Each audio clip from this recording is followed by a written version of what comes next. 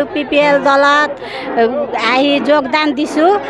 এনেও আগতে আমি ইমান 17 বছৰ ধৰি আজিলৈকে এইটো আমাৰ জাবৰিতলা এইটো BCDCত একো কাম হোৱা নাছিল।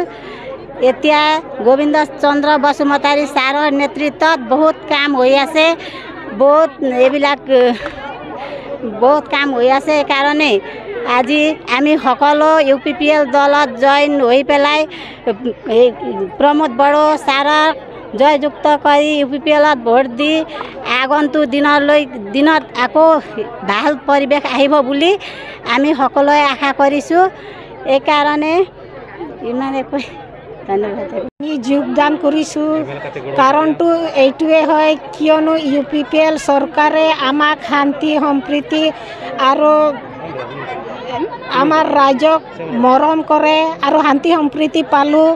আৰু আমাৰ UPPL চৰকাৰত আমি যোগদান কৰিছোঁ এইটোৰ কাৰণে এতিয়ালৈকে আমাৰ বহুতো কাম হৈছে, ৰাইজৰ কাৰণে বহুতো কাম কৰিছে, ৰাস্তা ঘাট দলং আদি বহুতে বনাইছে।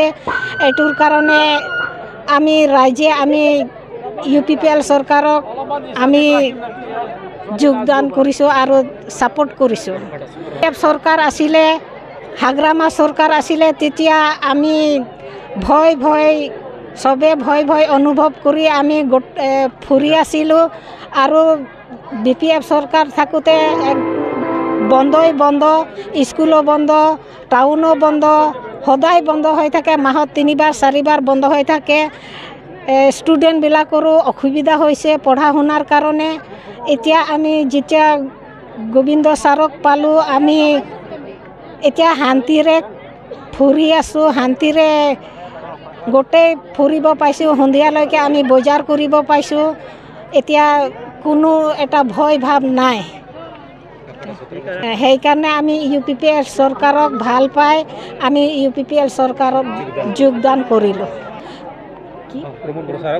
বড়ো ছাৰক আমি সেইকাৰণে গোটেই অন্তৰেদি আমি ধন্যবাদ জনাইছোঁ।